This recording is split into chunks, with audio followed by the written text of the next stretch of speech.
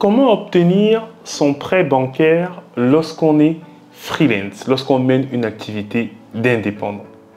C'est une question que je reçois énormément de la part de mes anciens étudiants ou alors d'amis qui se sont lancés très tôt comme moi dans le monde du freelancing et souhaitent par exemple faire leurs premières acquisitions, une résidence principale, et se posent donc la question du financement par la banque de cette opération. Dans cet épisode, je vais vous expliquer sur quel levier vous pouvez jouer pour pouvoir obtenir de la part de la banque un prêt pour faire par exemple votre première acquisition.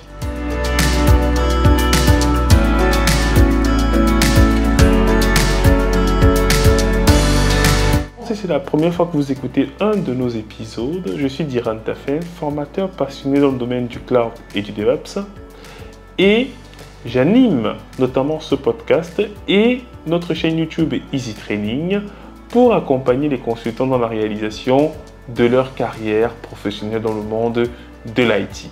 Donc, si ces thématiques t'intéressent, n'hésite pas à t'abonner et à nous laisser également tes avis en commentaire et les meilleures notations possibles pour nous encourager à pérenniser cette initiative. Alors, lorsque vous êtes freelance, en effet, l'une des peurs des banques, c'est que votre entreprise ne s'étale pas dans le temps. En réalité, quand vous êtes freelance, ça veut tout simplement dire que vous menez une activité d'indépendant et en gros, vous avez une entreprise. Donc, quelle est votre probabilité d'avoir une société qui vous permettra d'avoir des revenus pendant plusieurs années? Alors, pour pouvoir répondre effectivement à cette question, la banque souhaite 3 ans de bilan, c'est-à-dire de résultats comptables, pour pouvoir déterminer à quelle hauteur vous vous rémunérez et si votre activité peut être pérenne dans le temps. Parce que ça ne sert à rien de vous prêter par exemple 200 000 € et après 2 ans, votre activité en fait ne fonctionne plus. Sachant que la plupart des entreprises ferment dans les 1 à 2 ans suite à leur création. Donc 3 ans déjà de vie, c'est déjà un bon facteur, je vais dire quoi, de pérennité de votre activité. Donc du coup, la banque en fait va vouloir avoir ces bilans-là.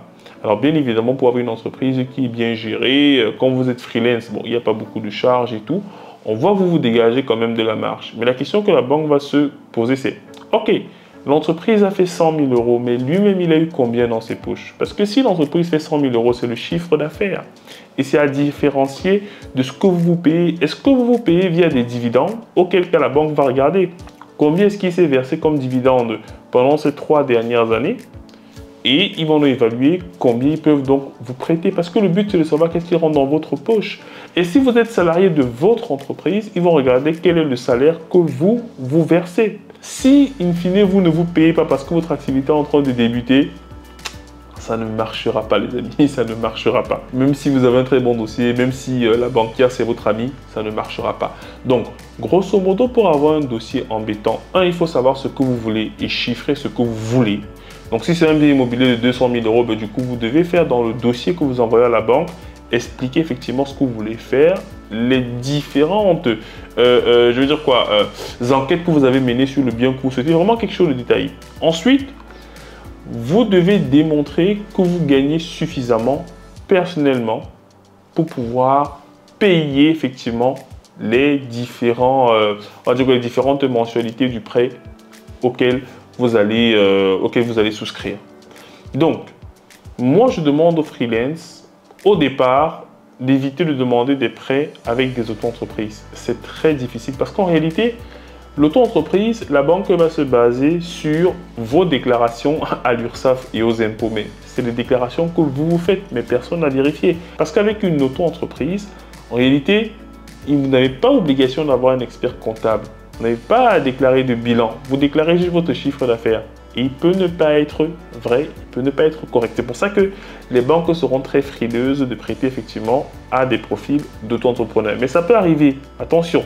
Mais sauf que c'est quand même assez rare.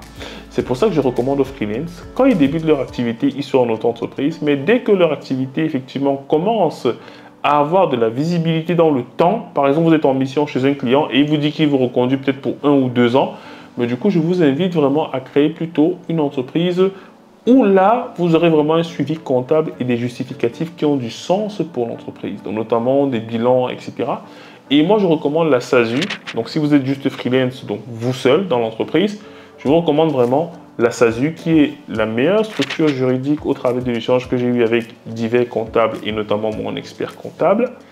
Et avec ce genre de structure, avec 3 ans de bilan, les amis, à coup sûr, vous avez votre prêt si et seulement si vous vous rémunérez. Ça, c'est très important. Si vous vous rémunérez, surtout si vous achetez, en fait, si c'est un prêt personnel. Et là, je ne parle pas de prêt de l'entreprise, parce qu'on peut aussi prêter à une entreprise pour acquérir, par exemple, des véhicules. Mais je ne suis pas dans ce cas de figure-là. Et oui, on peut prêter à l'entreprise si on se rend compte que l'entreprise fait des bénéfices pour pouvoir rembourser ce prêt-là. Très bien. Mais si vous voulez faire un prêt personnel, ça veut dire que c'est pour vous. Et pour ça, il faudrait que vous vous dégagiez suffisamment de marge, que vous vous payez suffisamment pour pouvoir verser, payer les mensualités tout en vivant.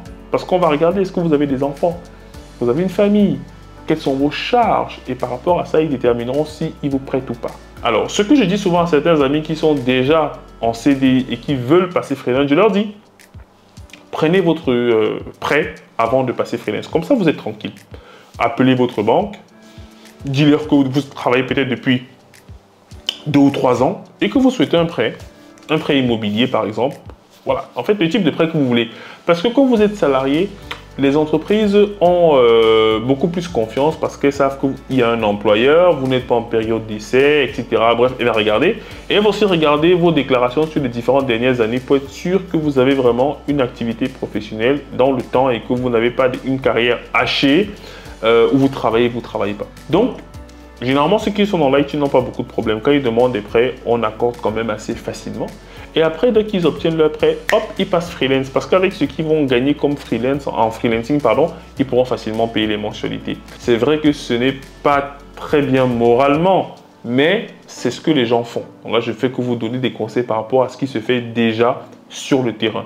Donc les amis, pour me résumer, vous avez effectivement la possibilité de demander des prêts lorsque vous êtes freelance, soit des prêts à la personne, soit des prêts personnels, soit alors des prêts pour entreprise. Dans cet épisode, j'ai parlé essentiellement des prêts personnels pour, par exemple, faire de l'acquisition de votre premier bien, de votre première maison, etc.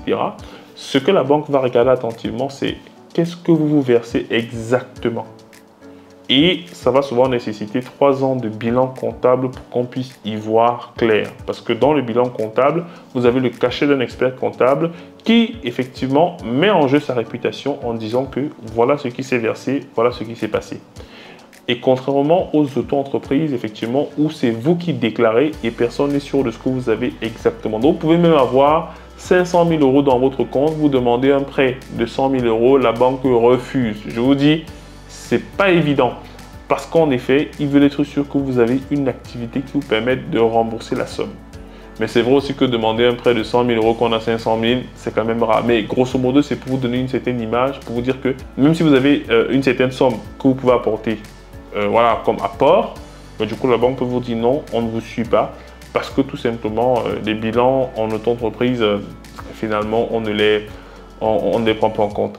En fait, j'ai pensé à faire cette vidéo parce que j'ai échangé avec un ami qui est passé aussi freelance depuis 2-3 ans et son banquier lui avait dit 2 ans de bilan, pour moi ça me suffit. Il était en auto-entreprise.